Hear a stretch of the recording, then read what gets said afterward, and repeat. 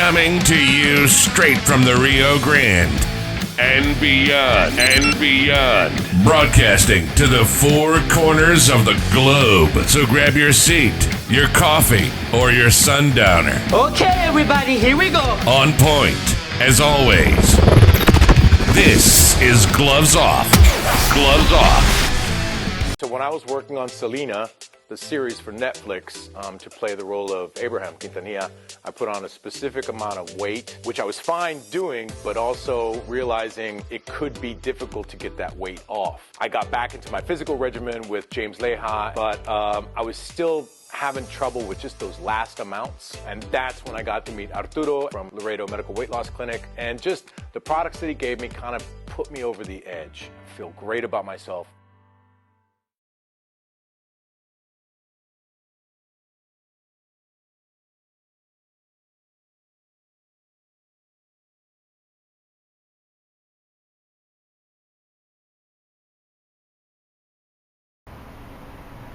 Hi, I'm Don McLaughlin. I'm a candidate for House District 80, which consists of Webb County, Uvalde County, Dimmitt County, Zavala County, Frio County, and Atascosa County. I'm also a small businessman, and I know what it takes to run a small business. And for too long, we've had too much government regulation coming into our small business and making it tougher and tougher for us to survive and get by. And that's one of the things I hope to change. Small business is the backbone of the state of Texas, and we need to make sure it thrives and that they have the support they need in government and less government regulation.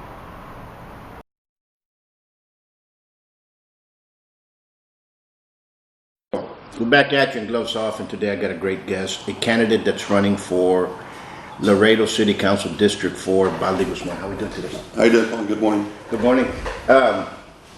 How's the campaign going?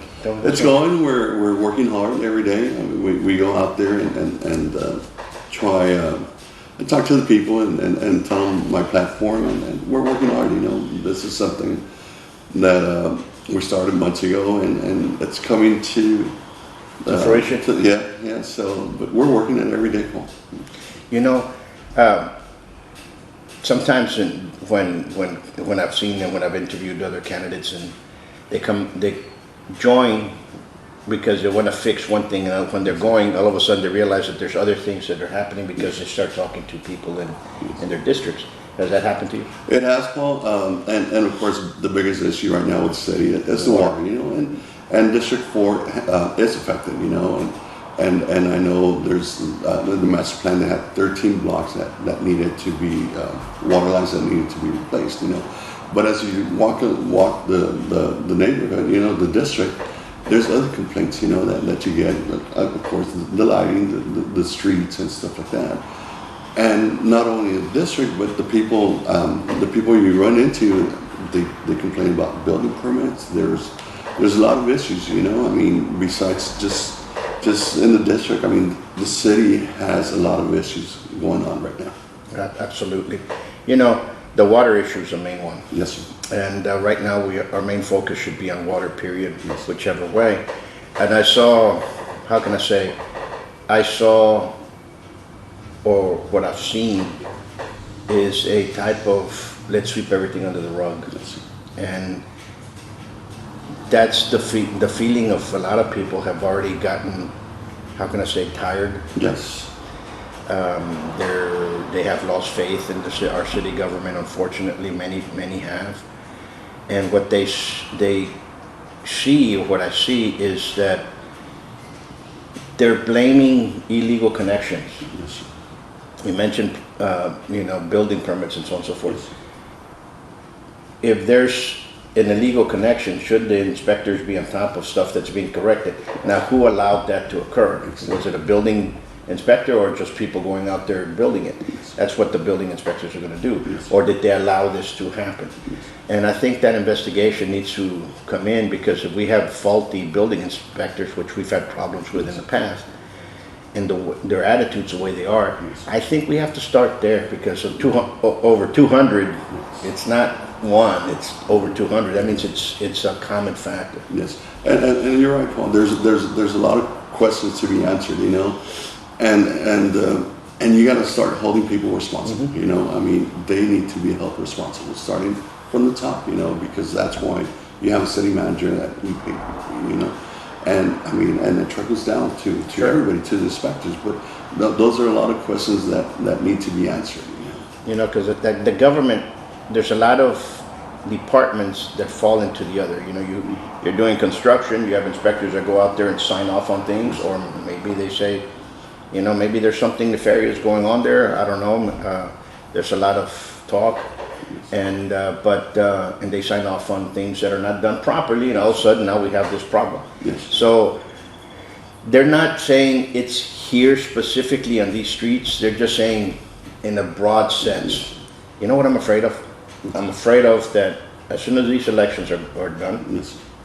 next week, within a week after it's done, I'm afraid that all of a sudden, bingo, we're back into a water board. Yes. That this was just done to Just to aid those that are running, that are the incumbents. You know what I'm Yes. saying? I think to me, I'm sorry, but And you know what I learned, Paul, and I'll go back a little bit. I've worked 27 years Sure. with the city, you know, and what I did learn from the previous city managers and stuff like that, and directors, you know, is that, hey, your job is not 8 to 5.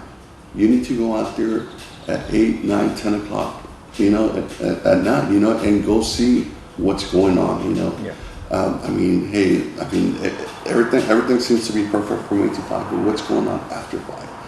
And if elected, you know, and that's something that I'm going to do, you know. you know, there was a lot of rigmarole about the last city council meeting.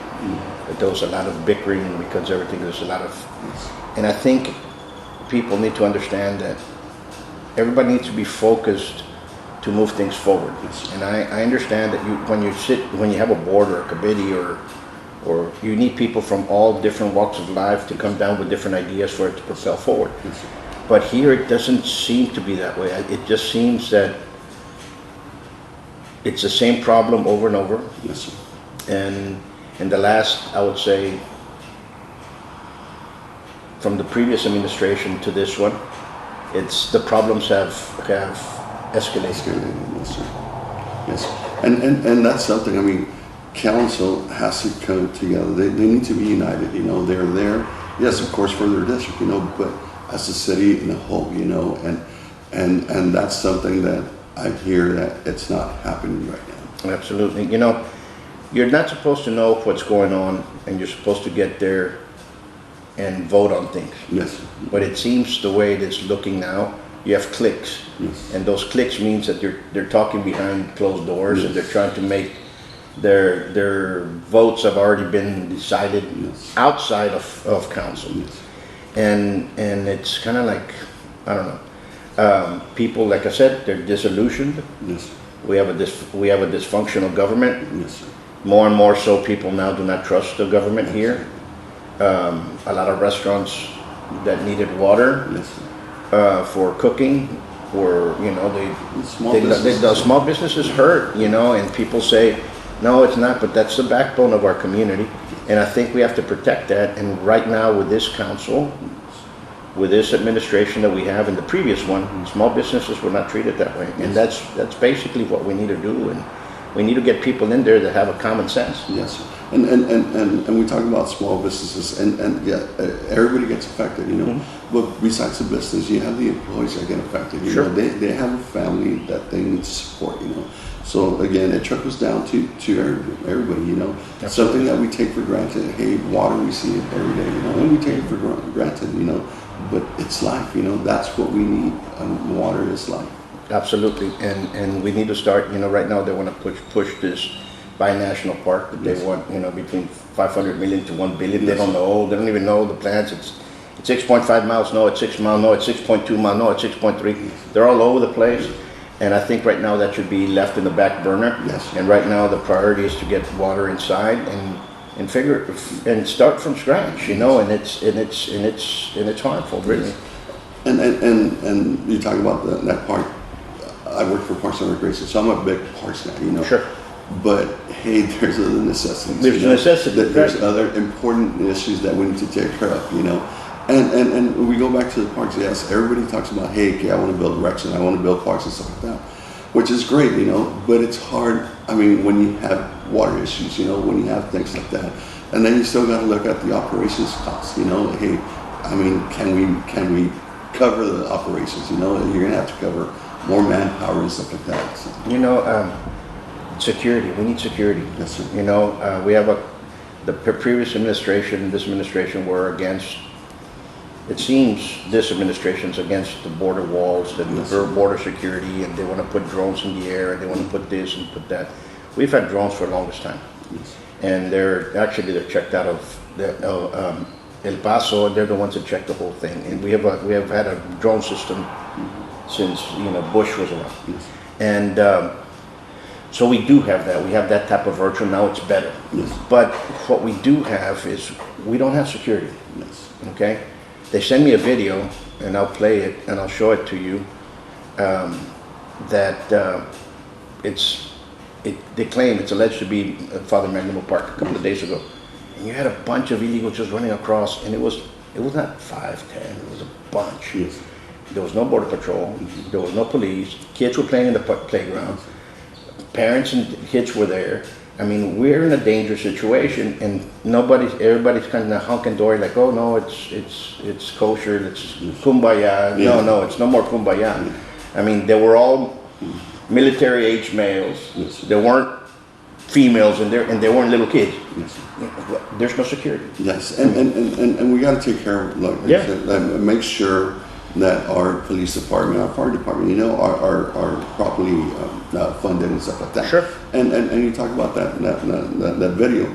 I saw it firsthand when I was there at Park. I saw it firsthand, you know, and it's scary because you have little kids playing soccer, you know, and you got all these people crossing and stuff like that, and with some illegal drugs also and stuff like that, you know.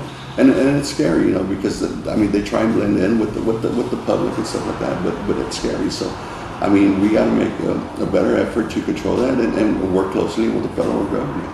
You know, and we should learn by things that occurred. We don't have that much differences like what happened on October 7th in Israel, but that right there, you know, 25 men coming across, and there's just a bunch of kids and women. A lot of things could happen right then and there if they have any nefarious actions, and that's priority number one. I think we're losing where we're focusing. The water issue. Now everybody's talking about it because it happened. I think we should start saying, you know what? Let's fix our water. Let's fix our streets. Let's fix our safety. Let's bring this up, and let's keep going. One thing I do have to say is, you know, the new police chief that came in, his police officers are a lot more courteous now than they were with the previous chief that was there and before that.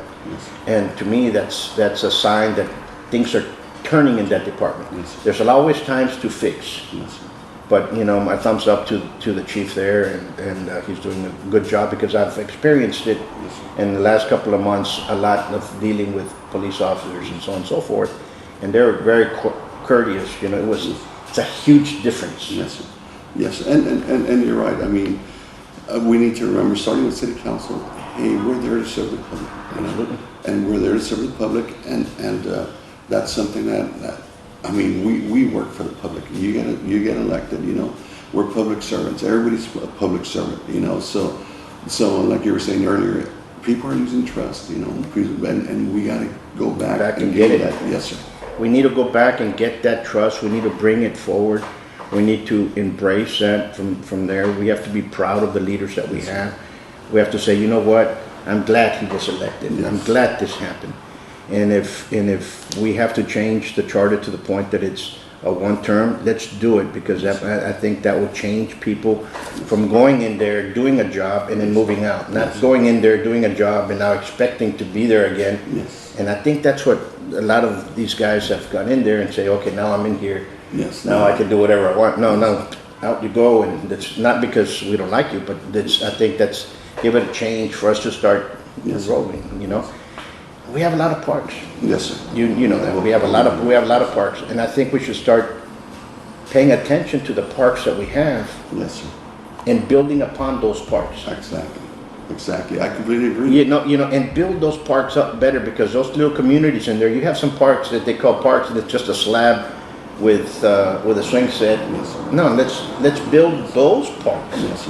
We have, the city of Laredo has over 100 parks. Yeah. And all we have to do is, like you said, let's get some improvements in there, Yeah. you know? That's all we have to do. I mean, it's hard, and firsthand, I mean, it's hard to maintain all the parks, you know, because we're not, the parks department is not fully funded with employees and stuff like that. Like every other department, I'm sure, you know. But it's hard, and I know everybody wants to build parks and stuff like that, but it's hard to, the operation part is hard, you know. So, Yeah, sure. And now imagine one that's 6-something 4 miles. I mean, Yes. now you're talking about it's a total different. yes, sir.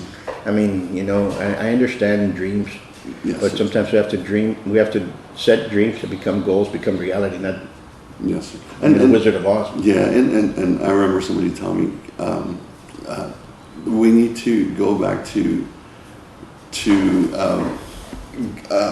I'm talking about the water lines and stuff like that. The things that are not pretty, like parks. You know, everybody likes to see new parks and stuff like that, but we need to go back to the necessities. Things that we don't see, of course, because they're underground and stuff like that. But that's what the necessity, and that's what the people need, and that's what we need to give them. Absolutely, absolutely. You have a couple of more days of early vote, and then Tuesday's there, and wish you the best of luck. Thank you.